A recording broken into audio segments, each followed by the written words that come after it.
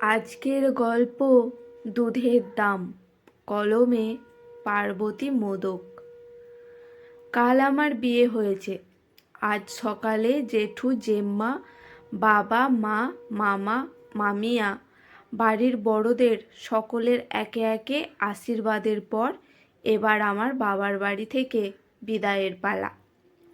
এতদিনের চেনা ঘর, ছাদ, বাগান, উঠোন এসবের মায়া কাটিয়ে যাওয়া বড্ড কঠিন।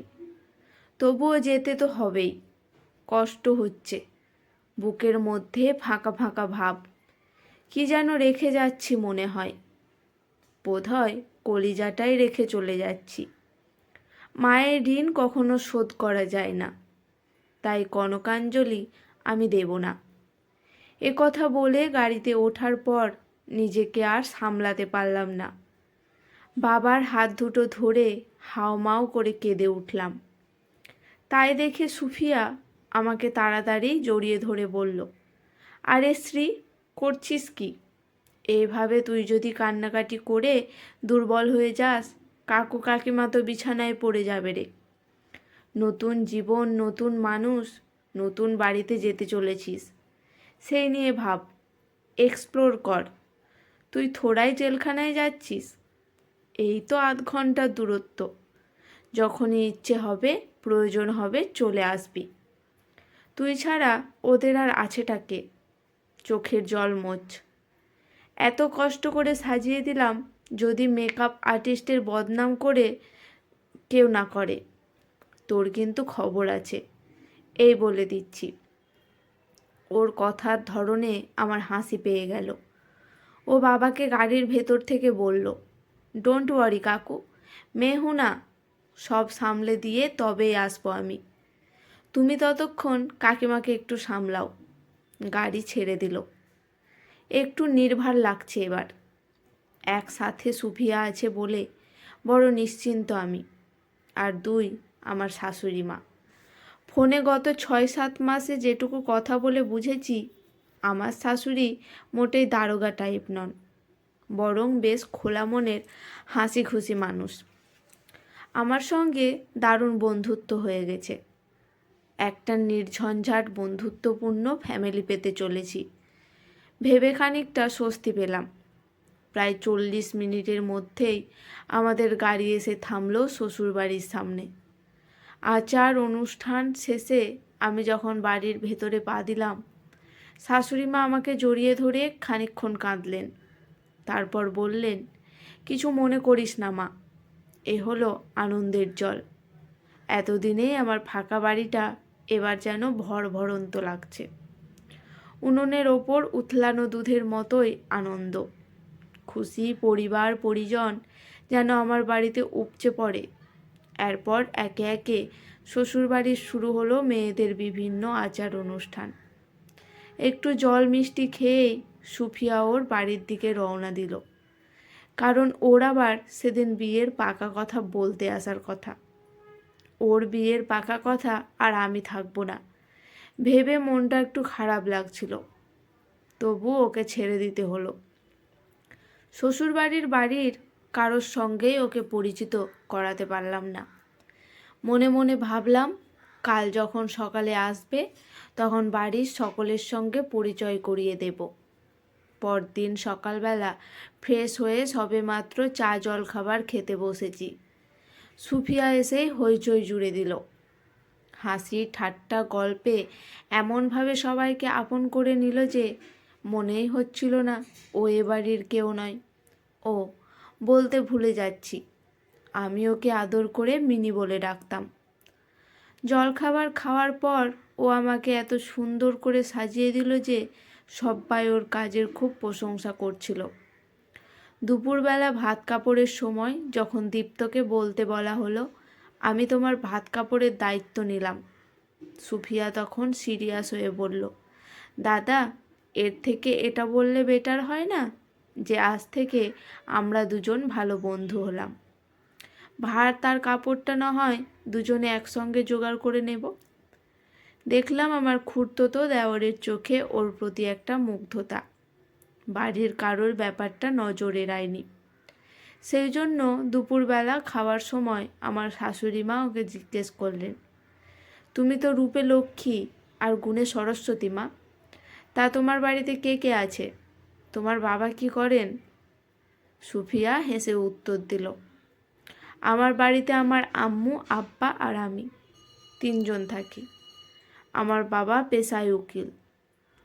যে মেয়েটায় এতক্ষণ সারা বাড়িকে মাতিয়ে রেখেছিল, সেই মেয়েটার এই উত্তরে গোটা ঘর জুড়ে হঠাৎ যেন পিনপতনের নীরবতা।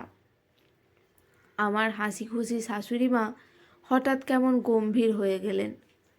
খাওয়া দাওয়া সেরে যে যার মতো তৈরি হয়ে নাও, ঠিক 6টায় বাড়িতে তালা চাবি দিয়ে আমাদের লজে যেতে হবে, মাথায় থাকে যেন।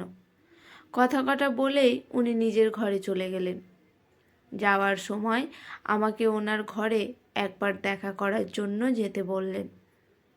আমি ওনার ঘরে যেতেই মুখটা ভার করে উনি বললেন, শ্রী, কিছু মনে করো না, এই বন্ধু বান্ধব ব্যাপারটা বাইরে রাখলেই ভালো হয় না? আমার বাড়িতে গোপালের মূর্তি আছে, এসব ছোঁয়া ন্যাপা কি সংসারের জন্য ভালো জিনিস? আমার সংসারের আয় উন্নতি নিয়ে আমি যথেষ্ট সিরিয়াস। এখানে তোমার বন্ধুকে আর না আসতে বললেই ভালো হয়।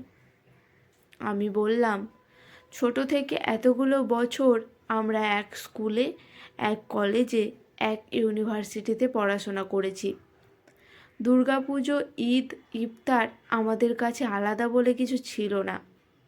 দুই বাড়িতেই দুজনের অবাধ যাতায়াত ছিল। ওর বাবা মা দুজনেই শিক্ষিত জ্ঞানী মানুষ। আমার মা বাবার তো ওকে নিয়ে কোনো সমস্যা হয়নি। আমার বাড়িতে ওর আসা যাওয়ার জন্য কই আমাদের সংসারে তো কোনো অবনতি হয়নি মা। শাশুড়ি মা বিরক্ত মুখে বললেন, প্রত্যেকটা বাড়ির নিজস্ব কিছু নিয়ম থাকে শ্রী, তুই যেমন একদিনে সব পাল্টাতে পারবি না, আমিও আমার বিশ্বাস অবিশ্বাস একদিনে বদলে ফেলতে পারবো না। আমি এই নিয়ে আর কথা বাড়াতে চাই না। বাড়িতে অনেক লোকজন, আমি মেয়েটাকে অসম্মান করতে চাইছি না। আমার বাড়িতে গোপালের নিত্য পুজো হয়, তোর আমার দিকটাও ভেবে দেখা উচিত। আমি ওকে কি বলে বাড়ি পাঠাবো ভেবে পাচ্ছিলাম না, কারণ আমার রিসেপশনে পরার জন্য দুজনে ম্যাচিং লেহেঙ্গা কিনেছিলাম। নাচ গান অনেক প্ল্যানিং ছিল ওর। ঘর থেকে বেরিয়ে নিজের ঘরে আসতেই সুফিয়া বলল, বাবা ফোন করেছিল রে, মায়ের শরীরটা ভীষণ খারাপ। আসলে কাল ওদের বাড়ি থেকে অনেক লোকজন এসেছিল তো, মা ধকল সামলাতে পারেনি। আমি এক্ষুনি বেরিয়ে যাচ্ছি, পরে কথা হবে। Congratulations for your new journey my friend. বলে আমাকে অনেকক্ষণ জাপটে ধরার পর ও চলে গিয়েছিল। আমার কিছুই অস্বাভাবিক লাগেনি তখন। বিয়ের অনুষ্ঠান কাটানোর পর ওকে শাশুড়ি মায়ের কারণে আমার শ্বশুরবাড়িতে আর কখনো নিমন্ত্রণ করা হয়নি। বড্ড অভিমানে কষ্টে আমি দ্বিতীয়বার সুফিয়ার প্রসঙ্গ এ বাড়িতে তুলিনি। আর আমার সঙ্গে ওর বন্ধুত্বের সেই গাঢ়ত্বটাও আস্তে আস্তে ফিকে হয়ে গিয়েছিল। অনেক পরে বুঝতে পেরেছিলাম সেদিন দুপুরের আমাদের কথোপকথন ওর কানে গিয়েছিল।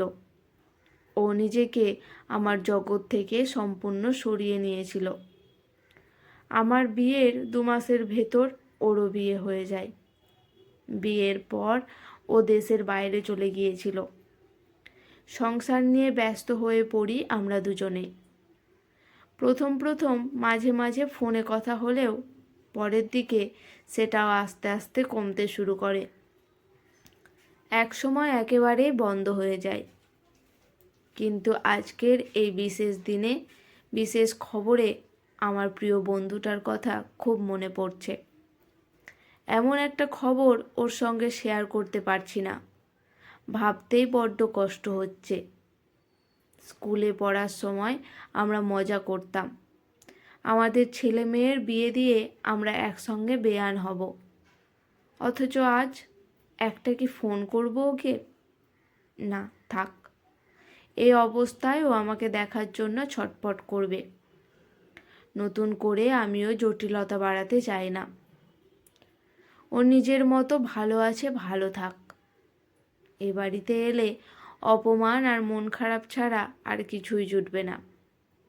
আমি মা হতে চলেছি রে বন্ধু, দোয়া করিস। একটা দীর্ঘশ্বাস ছেড়ে আমি ডায়েরির পাতাটা বন্ধ করলাম। আমি সুফিয়া।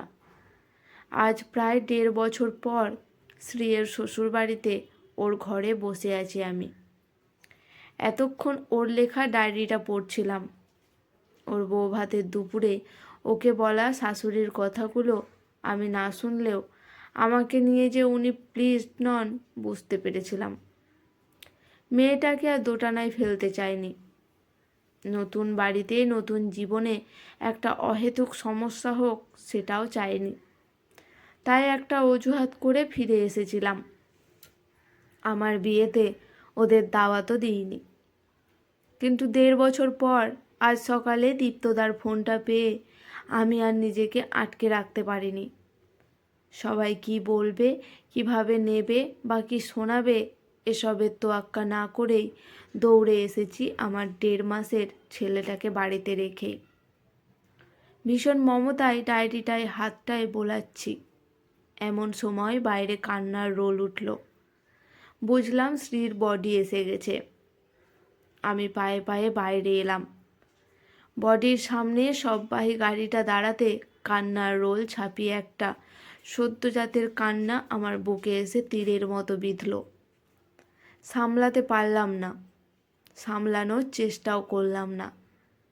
কোনো দিকে না তাকিয়ে দীপ্তদার কোল থেকে বাচ্চাটাকে নিয়ে এক ছুটে ঘরের ভেতর এসে দুধ খাওয়াতে শুরু করলাম। এমন সময় একজন মায়ের মায়ের খাবার ওর সবচেয়ে বেশি প্রয়োজন। যে যাওয়ার সে তো চলেই গেছে, কিন্তু তার ফেলে যাওয়া যখের ধন আগলে রাখা যে আমাদের দায়িত্ব। ভরপেট খেয়ে বাচ্চাটা আরামে আমার কোলেই ঘুমিয়ে পড়ল। ওর গায়ে আমি শ্রীর গন্ধ পাচ্ছি। এমন সময় কথায় বলে মায়ের চেয়ে মাসির দরদ বেশি। কথায় চমকে পিছনে ফিরে তাকালাম। শ্রীর শাশুড়ি দরজায় দাঁড়িয়ে। আমি তৈরি হলাম আরও কিছু কঠিন কথা শোনার জন্য। চোখ বন্ধ করে আল্লাহর কাছে প্রার্থনা করলাম, আমাকে সইবার শক্তি দাও। উনি খাটের কাছে এসে আবার বললেন, ভাগ্যিস মায়ের চেয়ে মাসির দরদ বেশি। তাই আজ আমার ঘরের ছোট্ট লক্ষ্মীটা এসে একটা আদরের কোল পেল। মায়ের মতোই আদর পেল, আরাম পেল। আমাকে অবাক করে দিয়ে উনি দুহাতে আমার কাঁধটা ধরে গালে একটা চুমু খেয়ে বললেন, তোদের আল্লাহ যেন আমায় ক্ষমা করেন। আমি ভুলে গেছিলাম মায়ের কোনো জাত হয় না, রক্তের আলাদা রং হয় না, মনুষ্যত্বের ধর্ম হয় না, মানুষের কর্মেই তার ধর্ম। দুবেলা গীতা পড়েও আমি মানে বুঝতে পারিনি। সেই দিন দুপুরে আমার কথাগুলো শুনে গোপাল হয়তো মনে মনে হেসেছিল। নইলে কে জানতো আমার ঘরের লক্ষ্মী প্রথম তোর বুকের দুধ খেয়ে বাঁচবে। তোর কাছে তো ও রক্তের ঋণে ঋণী হয়ে গেল রে। মায়ের শরীরের থেকে নেওয়া খাবারের ঋণ কখনো শোধ হয় না। আমার এই চুমুটা তোদের দুধের দাম মনে করে নিস। আর মাঝে মধ্যে পারলে এখানে এসে মেয়েটাকে ওর মায়ের ভালোবাসা দিস। দেখিস আমি ওকে শেখাবো, সবার উপরে মানুষ সত্য, তাহার উপরে কেউ নেই। গল্পটি আপনাদের কেমন লাগলো অবশ্যই কমেন্ট করে নিচে জানাতে ভুলবেন না।